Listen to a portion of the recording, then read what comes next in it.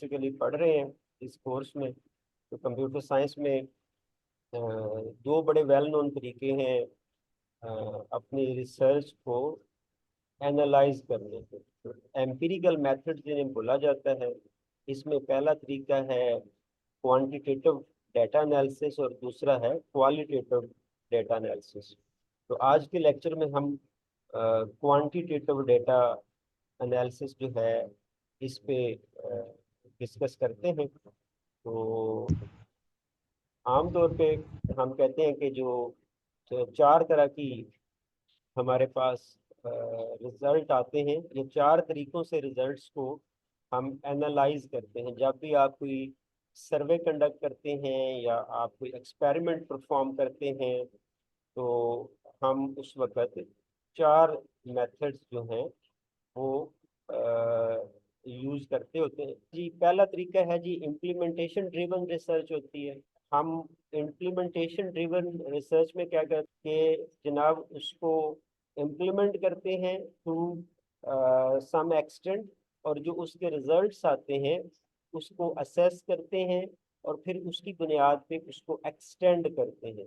और ज़ाहिर है उसको एनालाइज करने के लिए जो मेथड्स या मेजरमेंट्स या मैट्रिसेस इस्तेमाल होते हैं उसको हम एम्पिरिकल मेथड्स का नाम देते हैं।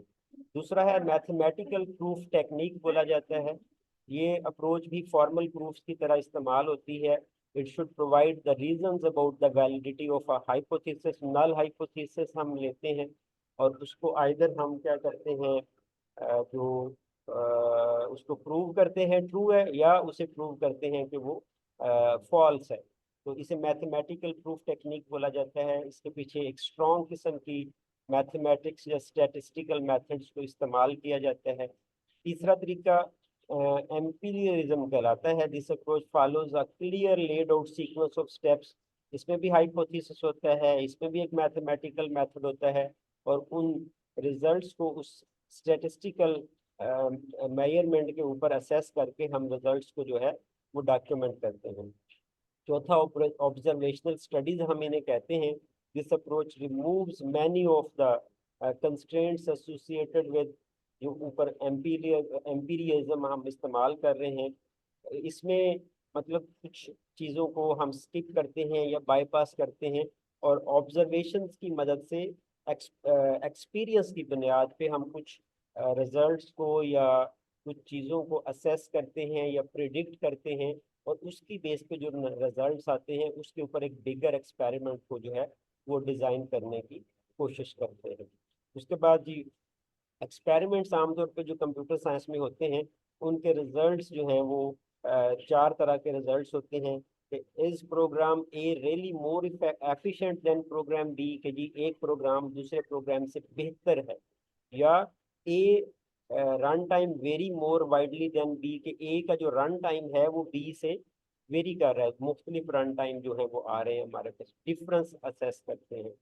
तीसरा, is a program A really more accurate than program B, तो इसमें एक्यूरेसी को हम कंपेयर कर रहे होते हैं।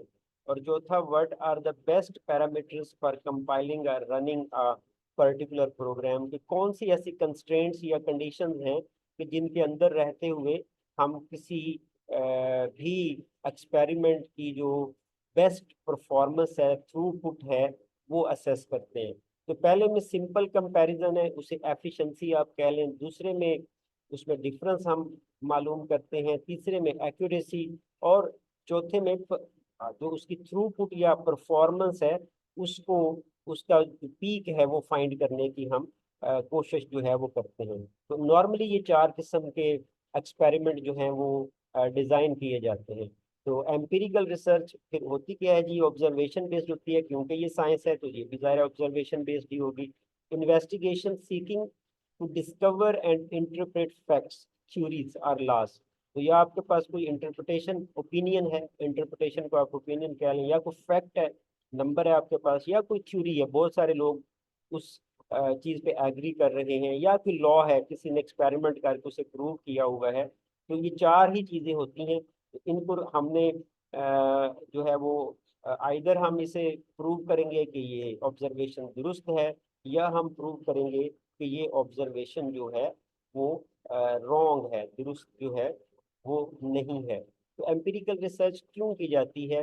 We conduct empirical research to answer and raise questions about new existing user interface design या इंटरेक्शन जो टेक्निक्स हैं हमारी, या हम डेवलप करते हैं मॉडल्स दैट डिस्क्राइब और प्रिडिक्ट द बिहेवियर।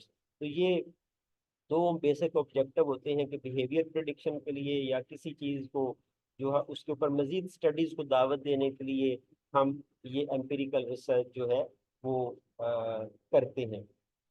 उसके बाद कैसे करते हैं ये? We conduct the empirical research through a program of inquiry conforming the scientific method. तो यही साइंटिफिक मेथड ही हम पढ़ रहे हैं। साइंटिफिक मेथड होता क्या है? A body of the techniques for investigating phenomena and acquiring new knowledge, as well as for correcting and integrating the previous knowledge। तो ये हमारा बुनियादी जो है इसमें पर्पस होता है।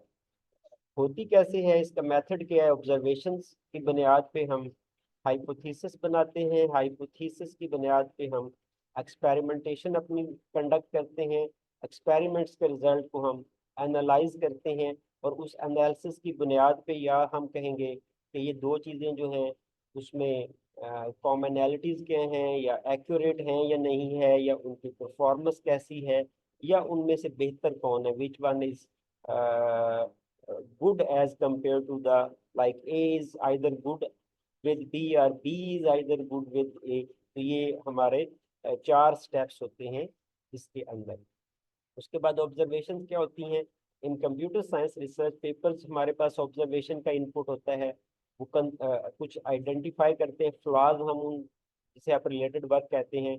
कुछ एल्गोरिदम्स की वीकनेस को हम असेस करते हैं, या डिस्कशन और बैकग्राउंड की बुनियाद पे हम कोई हाइपोथेसिस क्रिएट करते हैं, या डिस्कशंस की बुनियाद पे स्टूडेंट्स के साथ, को रिसर्चर्स के साथ डिस्कशंस की बुनियाद पे हम कोई हाइपोथेसिस जो है वो एक बनाते हैं या थ्योरी बनाते हैं।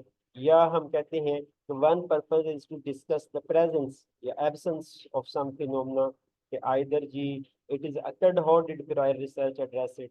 कि कोई पैरामीटर है कि जी माइक्रोसॉफ्ट जो एक्सेल है इसकी जो एफिशिएंसी है वो माइक्रोसॉफ्ट वर्ड में की निस्बत ज़्यादा बेहतर परफॉर्म करता है ये एंड्रॉयड के ऊपर।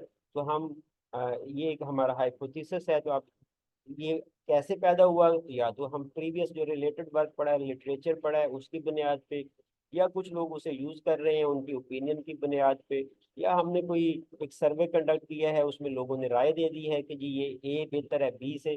तो उस पे हम ये सारी क्या कहलाएंगी? हमारी ऑब्जर्वेशंस कहलाएंगी। फिर हम हाइपोथेसिस बिल्डिंग का काम करते हैं। जैसे प्रॉब्लम स्टेटमेंट, पहले हम उसे इधर हाई प्रॉब्लम स्टेटमेंट को ही हम असल में हाइपोथेसिस में जो है वो कन्वर्ट करते हैं। The hypothesis can take several forms. वो an explanation of the phenomena हो सकती है, prediction of an outcome under certain conditions हो सकती है, या फॉर एग्जांपल कोई सिस्टम डिस्क्रिप्शन हो सकती है, या कोई कंपैरिजन होता है दो तीन चार एल्गोरिदम्स के दरमियान, या even if the hypothesis is not explicit, it is usually present in some form, like system design के बेस पे हम कोई assumptions कर सकते हैं, या choice of algorithm के जी जेनेटिक एल्गोरिदम जो है वो बेहतर है आपके बाकी जो सर्च बेस्ड एल्गोरिदम्स हैं उनकी निस्बत, लाइक पर्टिकुलर स्वर्म ऑप्टिमाइजेशन से जेनेटिक एल्गोरिदम बेहतर परफॉर्म करता है, या जेनेटिक एल्गोरिदम कम बेहतर है as compared to particular swarm optimization के ऊपर। तो ये सारे हाइपोथेसिस हम इनको कहते हैं। हाउ डू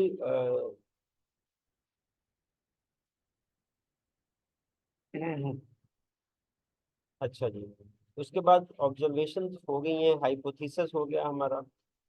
अच्छा जी, हाइपोथेसिस पे ही अभी है। A paper is generally more useful, जैसे कि readers don't have to guess what they were readers think of other methods for testing the hypothesis, like A B C को कंपेयर करके वो कोई कंपैरिजन ड्रा करना चाहते हैं। तो मतलब पहला हमारा टारगेट है कि हमारे पास एक हाइपोथेसिस आ जाएगा। हाइपोथेसिस ही के ऊपर डिस्कशन है कि इज इट अ प्रॉब्लम। पहले तो ये चेक करें कि जी वो प्रॉब्लम है या वो प्रॉब्लम नहीं है। That hypothesis often are not stated clearly in computer science. जो हाइपोथेसिस होते हैं वो प्रॉब्लम को क्लियरली लिंक नहीं होते वो। यस, अगर वो एक प्रॉब्लम है तो then it forces the readers to guess what the hypothesis were. It makes it harder to tell whether the hypotheses are supported by the experiments or, मतलब या वो सपोर्ट करेगा या नहीं करेगा। और अगर नो है तो then complex software based on too many hypo, एक से ज्यादा हाइपोथेसिस उसमें मौजूद होंगे। या intelligent readers can figure it out के जो कुछ ज्यादा ज़हीन लोग हैं जैसे कि आपकी क्लास है, तो वो पहले ही तय कर लेते हैं कि नहीं इसमें एक हाइपोथेसिस है या दो तीन चार हाइपोथेसिस है, और उसके लिए फिर हम अपना रिसर्च मेथड जो है वो चूज करना शुरू कर देंगे। तो हाइपोथेसिस जब बन जाता है तो हम एक्सपेरिमेंट अपना डिजाइन करना शुरू करते हैं। हाइपो एक्सपेरिमेंट्स का बुनियादी मकसद हाइपोथेसिस को प्रूव करना होता है या डिसअप्रूव करना होता है। तो एक्सपेरिमेंट्स जो है वो डिजाइन किए जाते हैं to support or to refute a hypothesis. Hypothesis is rarely proved, आमतौर पे नल में ही जवाब आता है, लेकिन बहरहाल ट्रू भी आते हैं। whether an experiment supports a hypothesis is a matter of the opinion। कि वो आपकी जो आप सर्टन कंडीशंस तय करेंगे आप उसके मुताबिक ही उसका जवाब आएगा। You want a reputation as someone whose opinion can be trusted. तो या फिर आप एक ऐसे एक्सपर्ट से उसकी ओपिनियन लेंगे जिसके बारे में आपका ये ख्याल है कि वो हमेशा एक एक्यूरेट ओपिनियन देगा। या फिर क्या करते हैं, डिफरेंट अप्रोचेस जो एक्सपेरिमेंट की हैं, एक्सपेरिमेंट्स को डिजाइन करने की हैं, वो अप्लाई करना शुरू करते हैं। Test the hypothesis under narrow or the favourable conditions. तो मतलब ऑलमोस्ट वो कंडीशंस अप्लाई करें जिसमें वो जवाब जो है वो ट्रू की शक्ल में ही आएगा। या test the hypothesis under a wide range of the condition. कुछ कंडीशंस में वो ट्रू आएगा, कुछ में वो नेगेटिव भी आ सकता है। या साइंटिस्ट नाइटमेयर क्या है जी, समवन रिप्रोड्यूस योर वर्क। मतलब अगर आपने एक हाइपोथेसिस प्रूव किया है तो it is also a condition के जो दूसरे साइंटिस्ट हैं उन्हीं कंडीशन में उनके लिए भी वो वही रिजल्ट प्रोड्यूस करे, रिप्रोड्यूसेबल आपके हाइपोथेसिस को होना चाहिए। Experimentation in computer science aims to answer the questions like this is a, वो मैंने अभी बताया कि या तो जो ए है really more efficient than B हो सकता है, या does A run times very more widely than B हो सकता है, मतलब दो को कंपेयर कर सकते हैं। या A really more accurate than B हो सकता है। या what are the best parameters for compiling और रनिंग अ पर्टिकुलर प्रोग्राम। मतलब इन्हीं चार में से कोई एक आपका रिजल्ट जो है वो हाइपोथेसिस का हो सकता है। तो ये फेजेस हैं, लाइक एक प्रोटोटाइप है, थिंक, एनालिसिस करें, मॉडल करें, क्रिएट करें, चूज करें, फिर बिल्ड करें प्रोटोटाइप को, फिर टेस्ट करें उसे, मेजर करें, कंपेयर करें, और फिर एक शॉर्ट पेपर, पोस्ट पेपर या एब्स्ट्रैक्ट लिखें, किसी कॉन्फ्रेंस में, किसी जर्नल में उसको प्रेजेंट करें, बाकी लोग उसको पढ़ के उस पर कोई कमेंट करेंगे और फिर उनको रिवाइज करें और अपनी रिसर्च को जो है वो आगे उसको मूव करते जाएं।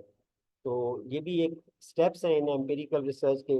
आप डाटा एनालिसिस करें, for example the user study है, build apparatus, integrate prototype and test conditions into experimental apparatus and software।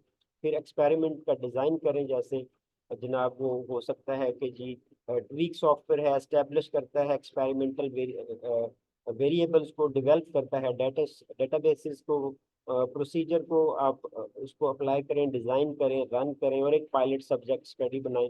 फिर डाटा कलेक्शन करें जो उस रिजल्ट उन एक्सपेरिमेंट से जनरेट हो रहा है, फिर उनको एनालाइज करें, some certain accuracy like F measure, recall उसकी जो है वो निकालें, और इसको ऑर्गेनाइज करें और पब्लिश कर दें रिजल्ट्स को।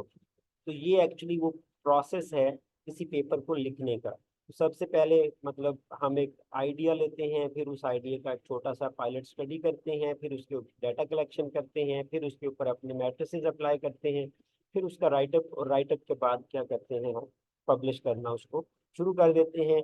उन रिजल्ट्स की बुनियाद पे हमारे पास कुछ रिव्यूज आएंगे और उन रिव्यूज को हम दोबारा टेस्ट करेंगे, एक्सपेरिमेंट करेंगे, डाटा कलेक्शन करेंगे, मेजरमेंट एंड मैट्रिसेस अप्लाई करेंगे, देन उसे राइटअप को इम्प्रूव करेंगे, फिर अगेन सबमिट कर देंगे किसी जर्नल के अंदर। और मतलब इस तरह से ये रिसर्च आगे बढ़ती चली जाएगी। ट्रेड ऑफ क्या है जी कि जी आपका क्वेश्चंस की जो नैरो हैं या वो ब्रॉड हैं या वो उनकी एक्यूरेसी जो है वो लो है या वो एक्यूरेसी उसकी हाई है। यंगर रिसर्चर भी can not be biased towards any comparison. Low भी अगर एक्यूरेसी आ रही है तो this is not your actual target के जी आपने उसे हाई करना है तो छपना है, या जी क्वेश्चंस बड़े नैरो हैं तो वो जब तक ब्रॉड नहीं होंगे तभी ऐसा बिल्कुल नहीं है। We just need to perform the experiment and we can collect the data and then we can assess them with the available measurement and matrices, and then we should document them, convert them into a write-up, and then we submit it for the uh, uh, reading for the assessment for the other your peer researchers. फिर internal validity measure की जाती है, extend to which the effects observed are due to the test conditions के जी वो multi tap है या वो न्यू है। उसकी स्टैटिस्टिकली उसकी करेक्टनेस को असेस किया जाता है कि डिफरेंस असेस करें are due to the inherent properties है या वो उन टेस्ट कंडीशंस में ही सिर्फ ठीक होता है। उसकी वेरिएंस निकाली जाती है और फिर अदर जो एडिशनल या पोटेंशियल रिसोर्सेज हैं वेरिएंस को कंट्रोल करने के, हम वो अप्लाई करेंगे और उसका कोई मजीद फर्दर जो बेहतर एक सोल्यूशन है वो डिज़ाइन करने की कोशिश करेंगे।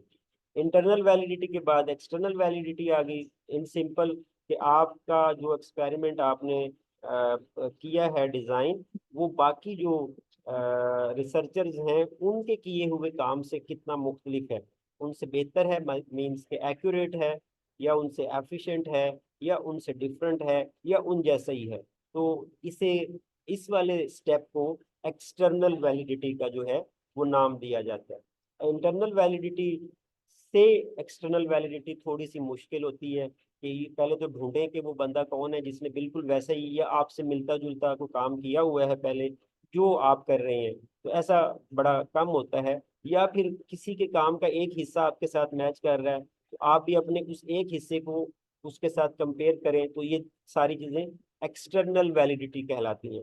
अब अगर आपको ये वाला ऑप्शन ही नहीं मिला, आप जैसा काम किसी ने दुनिया में किया ही नहीं है, जो कि काफी मुश्किल बात है, तो क्या करें कि फिर किसी पायलट स्टडी और को लें और उसको पूरा इम्प्लीमेंट करें, उसके रिजल्ट निकालें और फिर उन रिजल्ट्स को अपने इन रिजल्ट्स के साथ कंपेयर करें और बताएं कि स्टडी ए और स्टडी बी में कोई मतलब फर्क है या वो दोनों सेम है या वो किसकी एक्यूरेसी ज्यादा है और किसकी एक्यूरेसी कम है, लाइक दैट। तो मतलब ये एक्सटर्नल वैलिडिटी जो है वो काफी एक जो है वो टीडियस सा और मुश्किल सा प्रोसेस है। फिर टेस्ट इन्वायरमेंट एग्जाम्पल, मतलब ये थोड़ा हम इससे आगे ही मूव करते हैं, एक्सपेरिमेंटल प्रोसीजर पे आ जाते हैं कि जी एक सिनेरियो बिल्ड करें, फिर उस सिनेरियो के मुताबिक आप एक्सटर्नल वैलिडिटी निकालें, फिर टेस्ट प्रोसीजर डिजाइन करें, एरर फाइंड करें, या रीजंस टू बी वो रीजंस जिनकी वजह से कोई आपके एक्सपेरिमेंट में एरर आ सकते हैं, इन लिमिट्स या स्कोप ऑफ योर स्टडी हम आमतौर पे कहते होते हैं।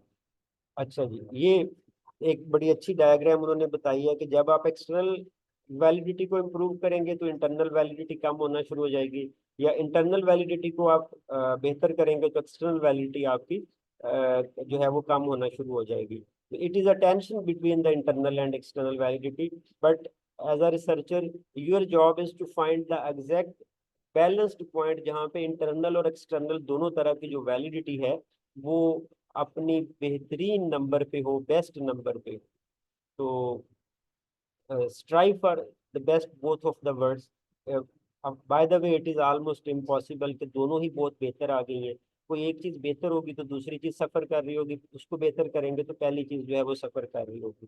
तो we need a trade off actually, वो ढूंढने के लिए भी काफी आपको मेहनत करनी पड़ती है। ठीक है जी, और इन दोनों को ज्वाइन करने की कोई टेक्निक माशाल्लाह से आपको नहीं मिलेगी। One of the versus comparative क्या है, many users studies in like HCI human computer interaction are one of, इसका मसला ये है ह्यूमन HCI का कि इनकी कंपैरेटिव एनालिसिस काफी मुश्किल होता है। That is a new user interface is designed and the user study is conducted to find strengths and the weakness, आप उसके निकाल सकते हैं।